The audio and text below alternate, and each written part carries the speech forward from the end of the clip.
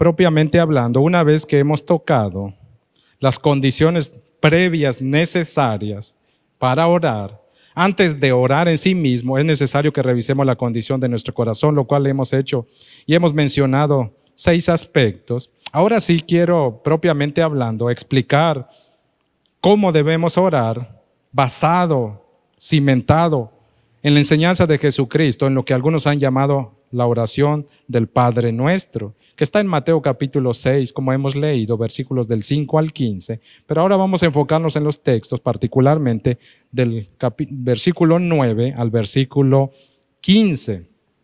Jesús en la oración del Padre Nuestro, del 9 al 15, del 9 al 13 propiamente hablando, nos explica que todo discípulo tiene que orar de esta manera. Es decir, Jesús no dice que debemos orar con estas mismas palabras, no. Lo que está diciendo Jesús es que debemos utilizar los mismos principios, que el modelo que Él nos está dando, el ejemplo que Él nos está dando, debe ser seguido y debe ser empleado en nuestros tiempos de oración. Ahora, ¿cuáles son esas partes que componen el modelo que Jesucristo nos ha dicho? ¿Cómo se debe orar ante Dios? Jesús dice, en primer lugar, versículos 9 y 10, Jesús nos dice, debemos orar, todo discípulo debe en primer lugar dar honra, priorizar o dar prioridad a la honra y gloria de Dios, a su voluntad. Jesús enseña a sus discípulos que lo primero es dar honra al Padre Celestial.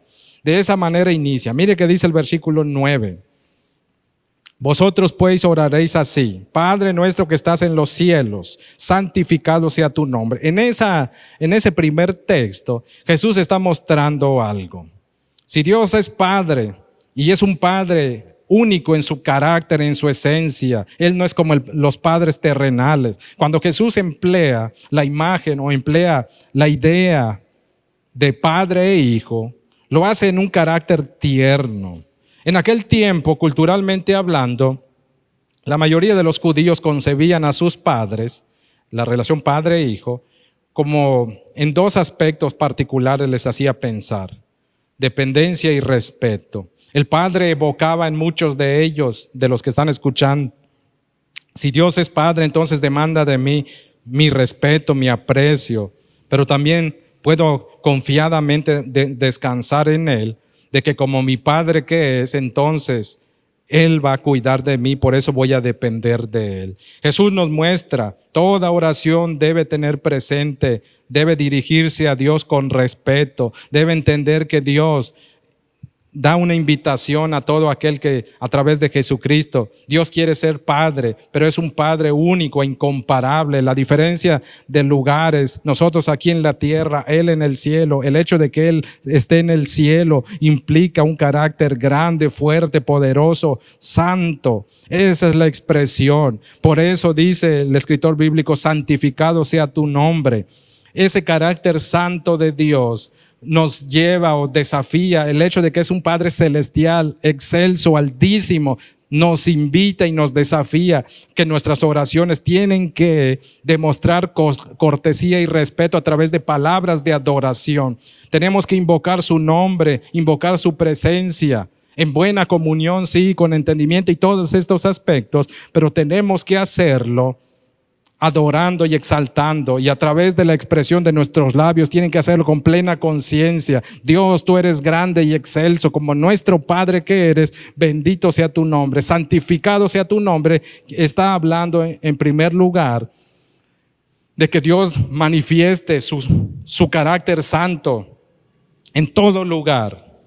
Y lo va a manifestar en todo lugar a través de sus discípulos. Entonces, cuando Jesús le dice a sus discípulos, oren para que Dios manifieste su carácter santo, implica 2 cosas: que Dios se deje ver y muestre su carácter único y desafíe, y llame y transforme a aquellos pecadores para que también los pecadores puedan vivir en santidad y santificar. Solo un santo puede santificar el nombre de Dios. Ese es el aspecto que implica esta primera petición. Entonces, lo que Jesús está enseñando es que la primer parte de las oraciones tiene que ser alabanza, adoración, invocación de la presencia de Dios, pero también tiene que alinearse y hacer de la voluntad de Dios nuestra propia petición y nuestra propia voluntad. Hay que deleitarse en Dios y la petición de nuestro corazón entonces tiene que ser de acuerdo a su voluntad. Y esa voluntad implica que el carácter santo, que un Dios santo reine en medio de esta tierra, reine en toda la tierra.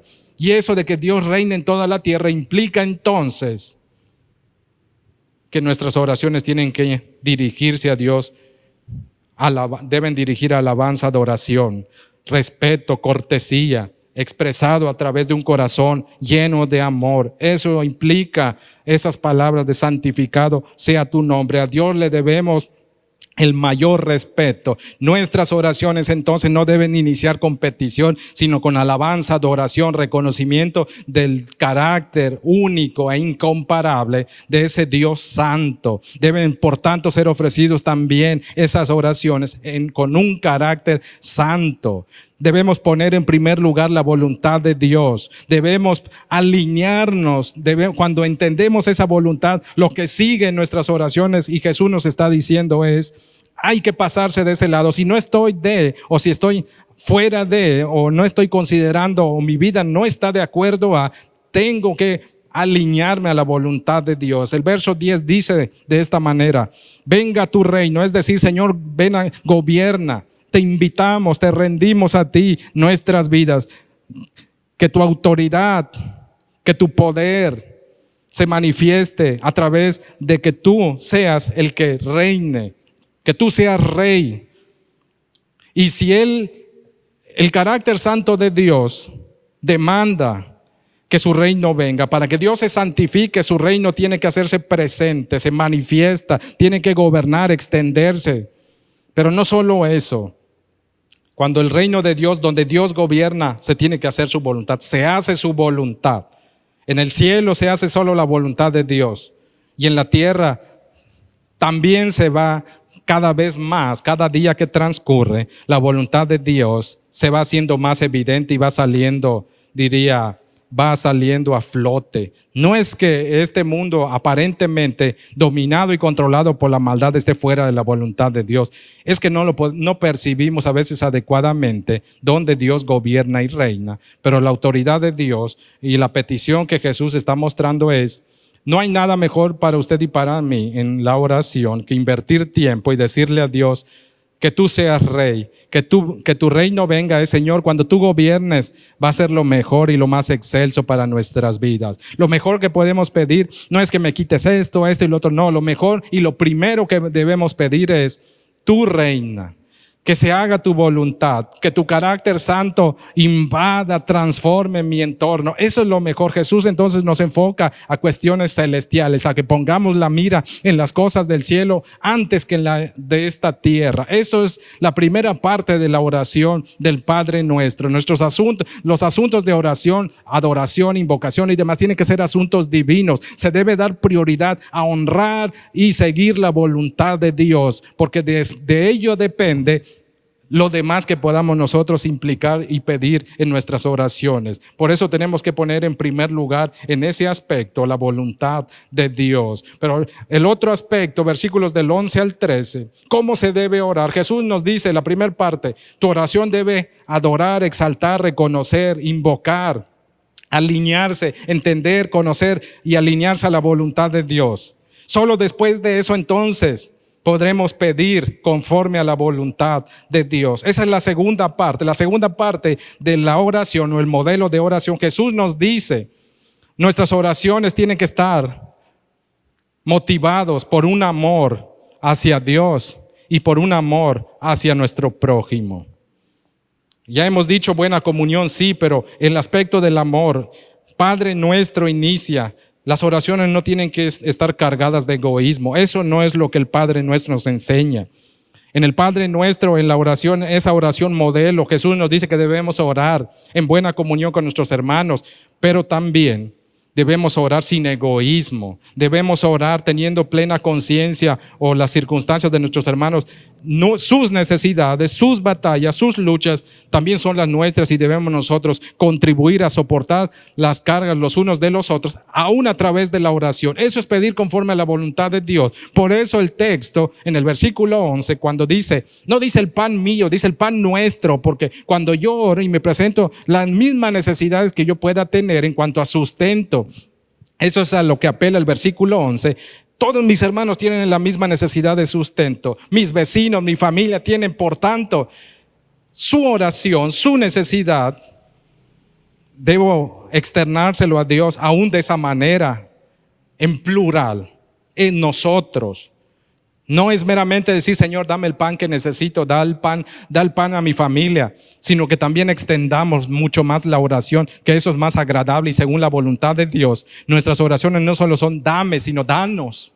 Sí, Señor, dame, lo necesitamos. La oración individual tiene su parte y su lugar, pero no es toda la oración adecuadamente bíblica como se debe orar. No solo es la que considera las propias necesidades, sino las necesidades en primer lugar de la familia de la fe, pero también las familias y la gente que nos rodean. Por tanto, el pan no mío, sino nuestro. Eso es un aspecto de pedir conforme a la voluntad de Dios.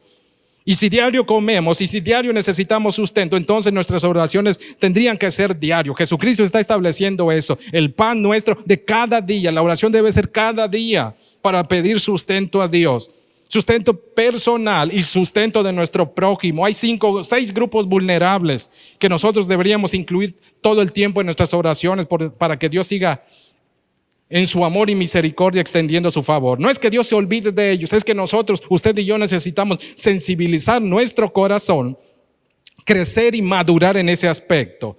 No olvidarnos de los necesitados, ancianos, enfermos, extranjeros, huérfanos, pobres y viudas. Esos 6 grupos son vulnerables, dentro de los cuales usted y yo, cuando nos presentemos a orar, danos el pan nuestro de cada día, deberíamos tenerlos presentes y rogarle al Señor. Acuérdate también de algunos de estos extranjeros que en ciertos países, oh Dios, están en medio de circunstancias tan difíciles que pasan hambre. De las viudas, Señor, algunas de las cuales no se pueden valer por sí mismas por distintas circunstancias. Ayúdales también, Señor, en su necesidad. Este aspecto de la oración comunitaria no solo es personal, tiene que ser comunitario en favor del prójimo. Jesús nos enseña a orar no solo por nuestras necesidades personales, sino comunitarias. Eso es un aspecto importante. Así debemos orar en comunidad, debemos acordarnos de ello. Pero no solo eso, verso 12, y perdónanos nuestras deudas como también nosotros perdonamos a nuestros deudores.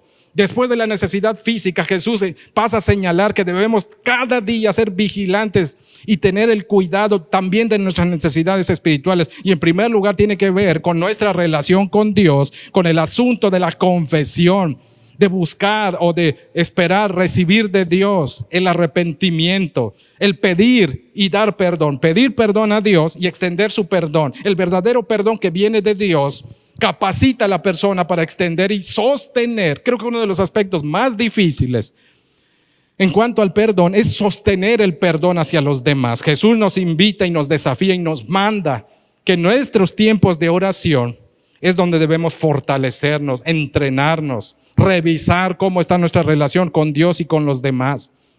El verso 12 dice que debemos perdonar. ¿Rogamos a Dios perdón? Sí. Tenemos que rogarle a Dios. ¿Por qué? Porque todos los días pecamos, porque cada día ofendemos. Cuando le decimos a Dios, o si le hemos dicho, Señor, ven a mi vida, reina en mi vida, sé tú el Señor, entrego a ti todo, me serás de mí lo que tú quieras. Es otra forma de decir, venga a tu reino. Y cuando decimos eso, venga a tu reino, Dios tiene que santificar. Un Dios santo va a venir a gobernar, y cuando Él venga a gobernar, su voluntad es que seamos santos como Él es santo. Dice el apóstol Pedro, primera carta del apóstol Pedro, capítulo 1, verso 15, que Dios nos manda a vivir una vida en orden, adecuada, en buena comunión, porque así como Él nos llamó, Él es santo y como tal nosotros debemos vivir una vida en santidad, y eso se manifiesta en la forma en que nos relacionamos también con los demás. Eso es lo que Jesús enfatiza en este aspecto. Jesús dijo, Mateo capítulo 3 verso 2, arrepentíos porque el reino de los cielos se ha acercado. Cuando invocamos la presencia de Dios, el gobierno de Dios, cuando le decimos, hazte cargo de mi familia, cuando le decimos a Dios, reina en nuestros hogares, estamos pidiendo que ese Dios santo venga a vivir. Cuando Él venga a vivir, nos va a demandar arrepentimiento, porque Él dijo que cuando el reino de los cielos, y el reino de los cielos es Cristo, Cristo acerca el reino de los cielos,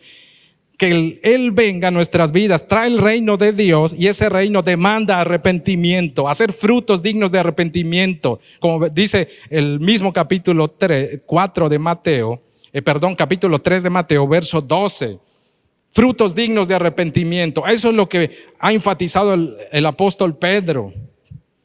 Tenemos que pedir y dar perdón. Tenemos que ser vigilantes en ese aspecto. Nuestra necesidad espiritual es para estar bien con Dios. Y la confesión implica suplicar a Dios el perdón. Arrepentirnos, dejar de abandonar ese estilo de vida. Pero no solamente eso. Jesús dice que ese perdón que nosotros le rogamos e imploramos a Dios tiene que manifestarse hacia los demás. ¿Cómo? Si alguien nos ha ofendido, alguien nos ha lastimado y alguien nos ha dañado, tenemos que extender el perdón hacia ellos. Porque de lo contrario, mire que dice el versículo 14 y 15. Si perdonamos a los hombres sus ofensas, entonces damos evidencia de que el perdón hemos entendido, asimilado y recibido adecuadamente el perdón que Dios nos da. Verso 15. Pero si no estamos perdonando ni sostenemos el perdón hacia quienes nos han ofendido y lastimado, entonces quiere decir que no hemos entendido ni recibido adecuadamente el perdón que viene del Padre Celestial. El perdón es suplicarlo y compartirlo. El perdón es un privilegio que gozamos por el amor de Dios, pero un privilegio con responsabilidad. Un privilegio que yo asumo, recibo de Dios y estoy impelido, empujado, debo ser motivado, estimulado. Se me ordena compartir ese perdón, que es una gran responsabilidad. Si Dios me ha perdonado, entonces tengo la gran responsabilidad de dar perdón a los deudores que me han hecho daño y sostenerles ese perdón. Eso es un aspecto importante. En el Padre nuestro Jesús nos enseña a ser vigilantes en ese aspecto, a ponernos a cuentas con Dios a través de la confesión y el arrepentimiento, el pedir y dar perdón. Es un aspecto de a diario, así como pido el sustento de a cada día. Ese Dios santo, vivir en su reino, santificar su carácter implica que yo aprenda a depender de Él como el que sustenta mi vida, mi Rey, mi Señor, mi Padre, pero también que yo vivo una vida santidad hacia Él, pidiéndole perdón, poniéndome a cuentas, pero también hacia mi prójimo. Verso 13, sigue diciendo el texto, sigue enseñándonos el Señor Jesucristo: y no nos metas en tentación. Esa expresión de "y no nos metas en tentación", la forma en que lo dice, quizás está evocando el recuerdo, en primer lugar, de Job. Dios no metió a Job en tentación, pero sí permitió ciertas circunstancias en su vida que fueron difíciles, que pusieron a prueba su carácter. La tentación vino del enemigo cuando a través de la esposa le dijo: maldice a tu Dios y muérete, pero no fue de Dios. Pero quizá también el escritor bíblico Mateo, la forma de que se interpreta el texto, o como se tradujo en la Reina Valera en su revisión 1960, tiene que ver un poco con lo que sucedió en el capítulo 4. Dice que en el capítulo 4, en los primeros versos, que fue el Espíritu de Dios quien guió a Jesús al desierto, llevó a Jesucristo al desierto para ser tentado o puesto a prueba por el enemigo. Si está pensando eso en el escritor, lo que nos está tratando de decir a usted y a mí Jesucristo a través de esta oración modelo de cómo se debe orar, es que no debemos bajar la guardia, que debemos suplicarle al Señor que el Señor nos guarde de no caer, rendir o sucumbir, ceder cuando estemos siendo tentados, cuando sea nuestro corazón tratado de ser seducidos y jalados para desobedecer y ofender al Señor a través de dar gusto, rienda suelta a algún pecado. Eso es lo que en este apartado está diciendo Jesús. Jesús dice que debemos orar cada día, ser vigilantes de que Dios nos guarde para no ceder. ¿Por qué? Debemos pedirle a Dios que nos guarde. Como dice Jeremías capítulo 17, verso 9, porque tenemos un corazón engañoso. Santiago capítulo 1, 13 y 14. Santiago dice: Dios no tienta a nadie. Dios no puede ser tentado y Él no tienta a nadie. Sino que cada uno de nosotros es tentado por los vicios, los deseos más placenteros del pecado que tuvimos antes de venir a Jesucristo. Si bien somos pecadores que están siendo limpiados, transformados, purificados, pero hay algo en nuestro ser que todavía necesita ser plenamente despojado, y ello tiene que ver con el aspecto de nuestros deseos pecaminosos más, diría, profundos. Eso es concupiscencia de lo que dice Santiago capítulo 1, verso 14 en la traducción Reina Valera 60. Aún el propio salmista, Salmo 19, verso 12 dice, ¿quién podrá entender todos sus errores? Luego hace una apelación a Dios, una petición, y esto tiene que ver con la oración de Jesucristo. Líbrame de los que me son ocultos. Esa es la expresión. Jesús está recalcando ese aspecto. Debido a que tenemos errores, algunos de los cuales no podemos percibir, debido a que tenemos vicios, debido a que nuestro corazón aún sigue siendo engañoso y que está siendo transformado, limpiado y purificado, debemos cuidarnos. Por tanto, debemos suplicar, Señor, en la tentación, ayúdanos a no ceder. Ayúdanos y guárdanos. Y como dice Salmo 19, 13, no permita, Señor, que me dominen y me controlen. No permita, Señor, que estos pecados sean dueños de mi mente y mi corazón y me arrastren por donde quieren, porque no quiero ofenderte y ofenderte de forma tan descarada y ofenderte con total intención. Parafraseando lo que dice Salmos 19, 13. Bien dijo el apóstol Pablo en la primera carta a los Corintios capítulo 10, verso 13. Que Dios, como es fiel, aún las tentaciones que usted y yo sufrimos, dice, las que experimentamos, mucha gente lo ha vivido, dice Pablo en ese texto. Mucha gente no es algo anormal, es parte de un proceso que usted y yo vivimos por estar en un mundo caído y en el que rige el maligno. En ese mundo caído, debido a que nosotros éramos antes esclavos, estábamos antes muertos, pero por Cristo fuimos rescatados y resucitados y ahora estamos vivos. Pero aún así hay una naturaleza que poco a poco se va muriendo en nosotros, pero da sus patadas de ahogado, y en ese aspecto Pablo dice, entonces lo que usted y yo vivimos no está fuera de lo normal. Ser tentado no es malo, el problema es ceder al pecado. Pablo dice, pero hay que resistir en medio de la prueba, en medio de las tentaciones.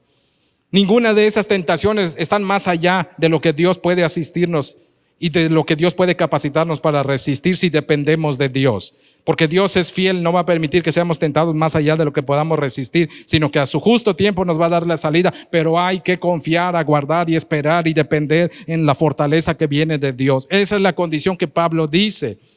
Por eso debemos orar, nos va a decir Jesucristo, no nos metas en tentación. La otra parte del texto, líbranos del mal. No solo es una cuestión de luchar con las tentaciones, en este mundo también a veces nos toca enfrentar circunstancias difíciles que no tienen que ver con tentación, pero sí con prueba de carácter a través de tribulaciones.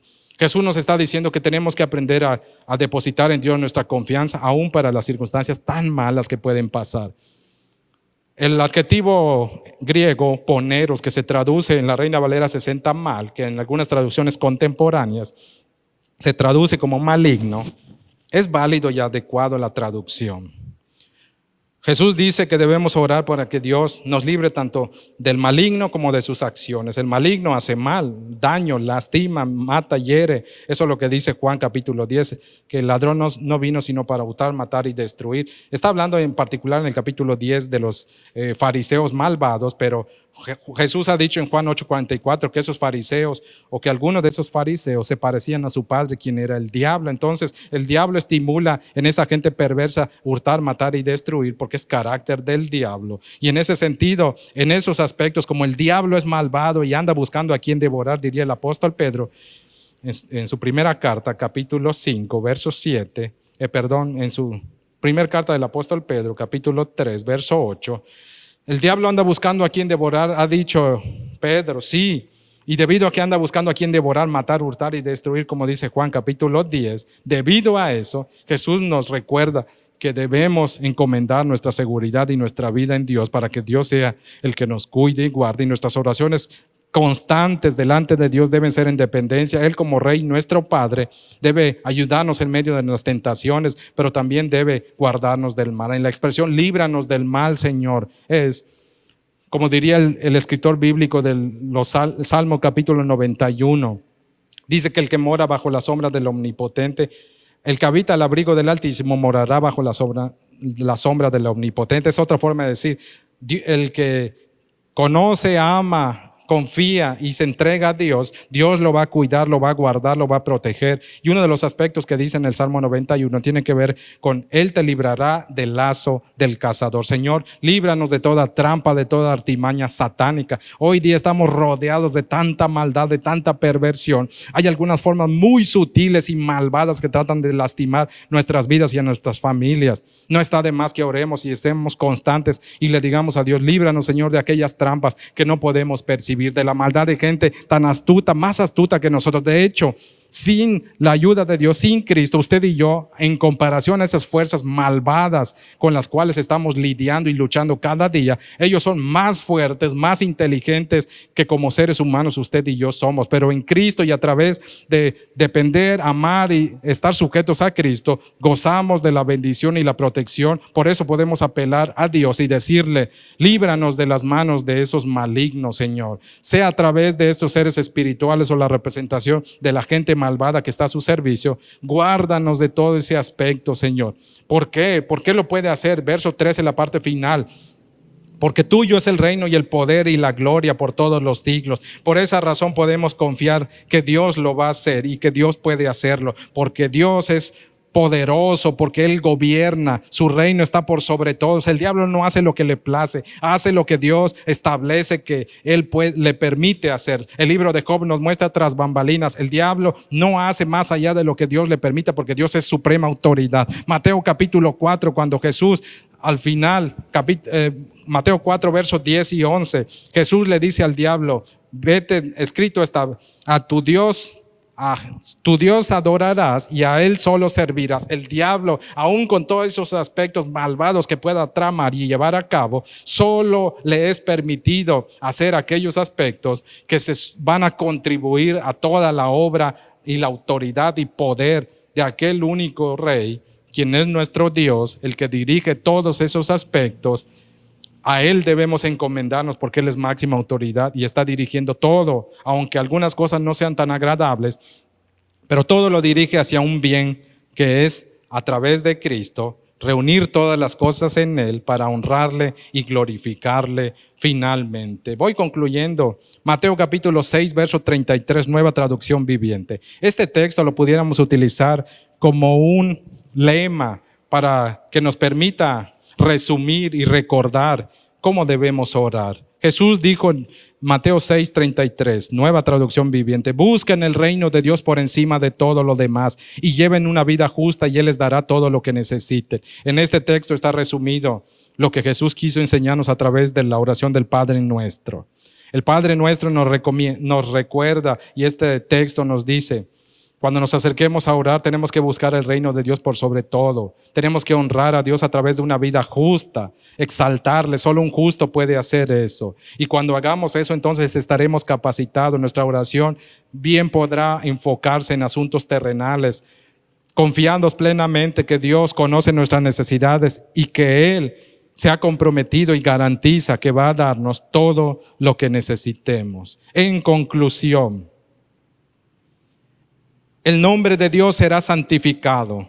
Vendrá su reino, será hecha su voluntad en la tierra como en el cielo. No nos faltará el pan nuestro de cada día. Nuestros pecados serán perdonados. En la tentación no seremos vencidos. Seremos librados del mal y del maligno. Así será porque estamos en las manos de nuestro Padre y suyos son el reino, el poder y la gloria. Amén. Por esa razón podemos confiadamente presentarnos ante nuestro Dios. Con esa gran verdad del Padre Nuestro, debemos animarnos y presentarnos y practicar mucho más frecuente la oración que agrada al Señor. Finalizo con este texto, Filipenses capítulo 4, verso 6, nueva traducción viviente. No se preocupen por nada, en cambio oren por todo, díganle a Dios lo que necesitan y denle gracias por todo lo que Él ha hecho.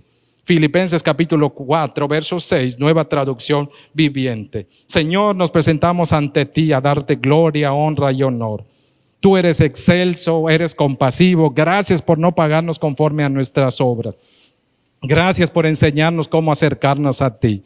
Gracias porque Jesucristo abrió el camino vivo y nuevo a través de su sangre, de su sacrificio en la cruz. Gracias porque a través de Él estamos delante de ti, tú nos escuchas y tus oídos están atentos. Gracias porque Él hace nuestra vida justa, porque Él nos limpia, nos purifica, nos corrige. Gracias, Señor, porque tenemos la plena confianza que como Él ha prometido guardar y cuidar nuestras vidas por su amor y gracia, Él va a cumplir porque eres fiel, Señor, porque tú eres fiel y no te puedes negar a ti mismo. Sabemos que nuestras oraciones están llegando a ti. Por tanto, ayúdanos a perseverar en este hábito de orar, Señor. Ayúdanos a mantenernos firmes y constantes en el hábito de orar. Recordando plenamente, oh Dios, recordando que lo primero es darte gloria, honra y honor. Que lo primero es entender quién eres tú, tu voluntad, tus promesas, lo que tú esperas, oh Dios, para este mundo. Y lo que tú esperas, oh Dios, es que te reconozcan, que se relacionen contigo como el Padre que eres, que se respeten tu carácter, que imiten tu carácter, oh Dios. Y que podamos decir confiadamente, reina tú en nuestras vidas, reina tú en nuestros hogares, reina tú en nuestras comunidades, en nuestras congregaciones, reina tú, oh Señor. Venga tu reino, dice tu palabra, gobierna nuestras vidas, somos tuyos, nos entregamos a ti. Haz de nuestras vidas lo que tú quieras. Haz tu perfecta voluntad, es decir, ayúdanos a nosotros a entenderla, a sujetarnos y a vivir de acuerdo a ella. Pero en medio de todo eso, Dios, sabemos que podemos apelar. Gracias por ese maravilloso privilegio. Te suplicamos y te rogamos que proveas para nosotros, oh Dios, para nuestros vecinos, para nuestras familias, para los ancianos, los enfermos, los extranjeros, para los huérfanos, para los pobres, para las viudas, pero también para todos los que te sirven, oh Dios, misioneros en zonas distantes, en zonas áridas, peligrosas, difíciles, quizá de escasez. A cada uno de ellos, Señor, te rogamos y suplicamos e imploramos, oh Dios, acuérdate de sus necesidades. Tú eres un Dios que provee en medio de todo y nosotros estamos confiados y rogamos y suplicamos.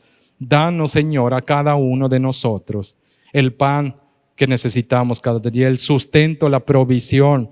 Pero no tan solamente eso, ayúdanos también a cuidar nuestras vidas delante de ti, a mantener buena comunión y relación contigo en lo que tiene que ver, oh Dios, con suplicar tu misericordia.